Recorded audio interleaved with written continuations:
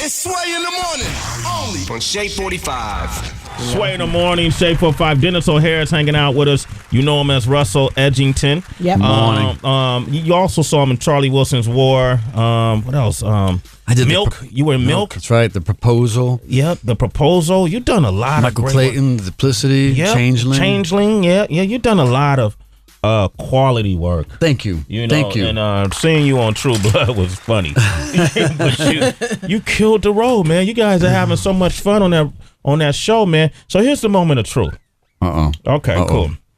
Oh no. So you're here on Sway in the morning, man, and you know what we do here is we try to offer the citizens, those who tune in, a little more than what they would get normally when it comes to some of the things that we all agree that we watch and like right. True Blood.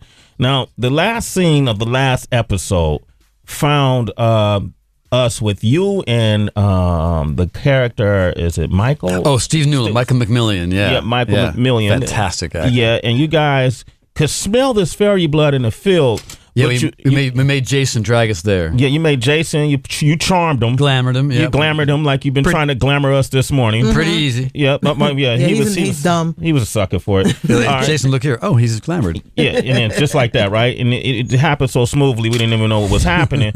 And he brought you to this field with this dimension that you couldn't see into the fairy dimension. Right. But you could smell them. Yeah. And then the oldest fairy elder. The fairy elder came to fight you. And she just wasn't quick enough. No.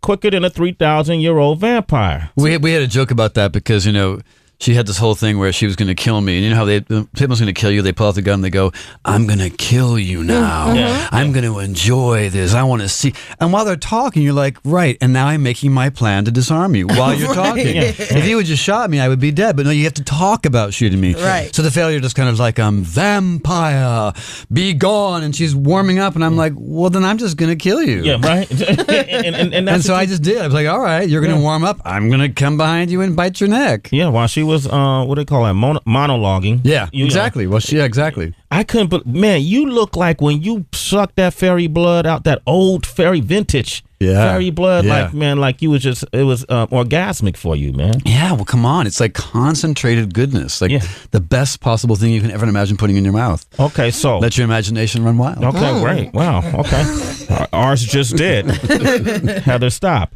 All right, so these turkey burgers are a close second. Okay. The turkey. Thank you so much. The Fantasy Fridays, Thank you. Okay, so this Sunday, it's the season finale. Yeah.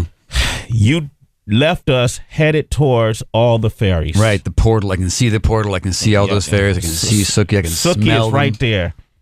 Do you ever touch Sookie in this upcoming episode? Well, what do you mean by touch? I don't know how many different touch, not emotionally or spiritually, physically. Do you physically touch Sookie at any point? Well, what I will tell you is that there's always a surprise in True Blood. Oh. There's always something to keep you coming back, and you never can see what's going to be coming around the corner. And so, as I'm reaching out to grab her, reaching out to touch her, something's going to come around the corner. Oh, make sure y'all watch Sunday. My gosh. Here's my second question. Does anybody else die? It's True Blood. it's like I can't even count that high. I'm trying to think. All right. I'll tell you this: at a table, we read a table read for the last episode, and one of the characters who didn't know that they were going to die, suddenly went, "What? What? And was truly angry. It was like, it had visions of season 6 and more paychecks and that house in Malibu. It was like, what?